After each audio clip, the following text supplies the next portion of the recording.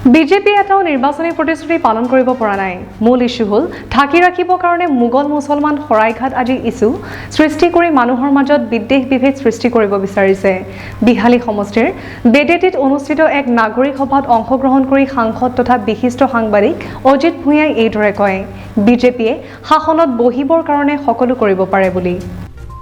বিহালীৰ বিধানসভা সমষ্টিৰ অন্তৰ্গত বেডেটিত অনুষ্ঠিত নাগৰিক সভাত অংশগ্ৰহণ কৰি বিশিষ্ট সাংবাদিক তথা সাংসদ অজিত কুমাৰ ভূঞাই কয়, বিজেপিয়ে এটাও নিৰ্বাচনী প্ৰতিশ্ৰুতি পালন কৰিব পৰা নাই। মূল ইস্যু হ'ল ঢাকি ৰাখিবৰ কাৰণে মোগল মুছলমান শৰাইঘাট আদি ইস্যু সৃষ্টি কৰি মানুহৰ মাজত বিদ্বেষ বিভেদ সৃষ্টি কৰিব বিচাৰিছে। বিহালী সমষ্টিৰ বেডেটিত অনুষ্ঠিত এক নাগৰিক সভাত অংশগ্ৰহণ কৰি সাংসদ তথা বিশিষ্ট সাংবাদিক অজিত কুমাৰ ভূঞাই এইদৰে কয়, বিজেপিয়ে শাসনত বহিবৰ কাৰণে সকলো কৰিব পাৰে।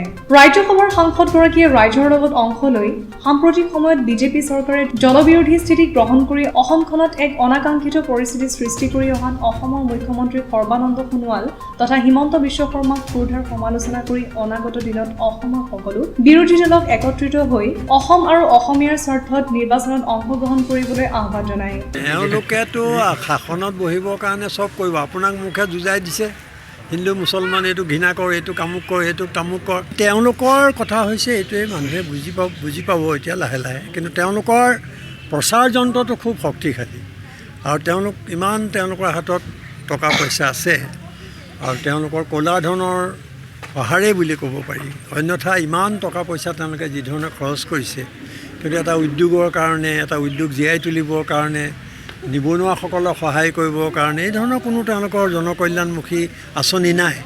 গতিকে তেওঁলোকে নিৰ্বাচনক লক্ষ্য কৰি তেওঁলোকে কিছুমান নতুন কথা ঘোষণা কৰিছে, কিন্তু তেওঁলোকক প্ৰশ্ন কৰিবলগীয়া শক্তিৰ হয়তো অভাৱ হৈছে বা বহুতে প্ৰশ্ন কৰিছে যে তেওঁলোকে ইতিমধ্যে যিবোৰ প্ৰতিশ্ৰুতি দিছিলে সেইবোৰ কি হ'ল। গতিকে যদি চোৱা যায় যে তেওঁলোকে নিৰ্বাচনী প্ৰতিশ্ৰুতি এটাও পালন কৰিব পৰা নাই।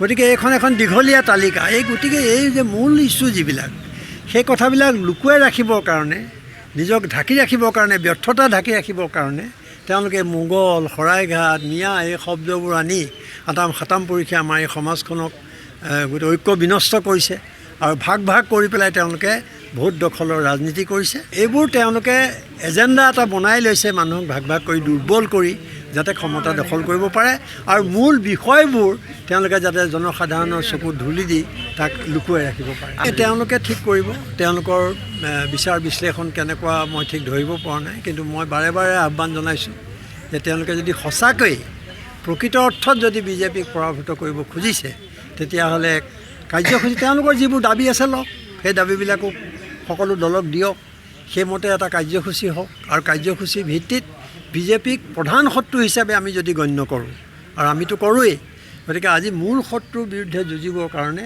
সৰু শত্ৰু হ'লেও বাকীবোৰৰ লগত হাত মিলোৱাৰ প্ৰয়োজন আছে। সেই কথাটো মই ভাবোঁ যে ৰাইজৰ অখিল গগৈয়ে এনেকুৱা কথাবোৰ আগতে কৈছিলে।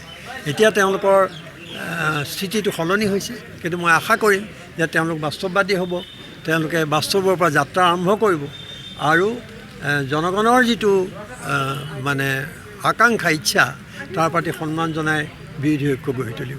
মহম্মদ আলী হুছেইন, এনুৰাম ভূঞা আৰু ধৰ্মেশ্বৰ হালৈৰ সভাপতি মণ্ডলীৰ সভাপতিত্বত অনুষ্ঠিত সভাখনত বিশিষ্ট সাংবাদিক মনজিৎ মহন্ত, গুৱাহাটী উচ্চ ন্যায়ালয়ৰ অধিবক্তা শান্তনু মহন্তই বক্তব্য দাঙি ধৰি বিজেপি চৰকাৰৰ দুৰ্নীতি, অনিয়ম আৰু ভ্ৰষ্টাচাৰ সম্পৰ্কত বক্তব্য দাঙি ধৰে। দীপক শৰ্মাই আদৰণি ভাষণ প্ৰদান কৰা সভাখনত উদ্দেশ্য ব্যাখ্যা কৰে শ্ৰমিক নেতা বিবেক দাসে। সভাত তিনিওগৰাকী বক্তাক বিশ্বনাথ জিলা বাৰ্তাজীৱী সংঘ, বিহালী প্ৰেছ ক্লাব আদিয়ে সম্বৰ্ধনা জনায়।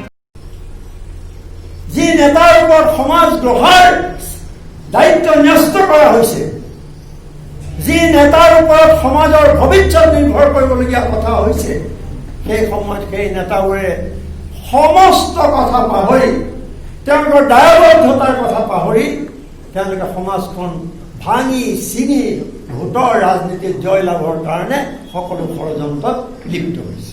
আমি এটা কথা যদি ভাবি চাওঁ, এবাৰ ভাবি চাওঁ যে এই যে নিৰ্বাচন আহে, নিৰ্বাচন আগে মই বুজি পাওঁ যে ৰাজনৈতিক কুচকাৱাজ হয়, ৰাজনৈতিক কথা বতৰা হয়, সভা সমিতি হয়, কিন্তু নিৰ্বাচনৰ আগতে এই ইমান প্ৰতিশ্ৰুতিৰ কথা ক'ৰ পৰা? এইবোৰ নাই।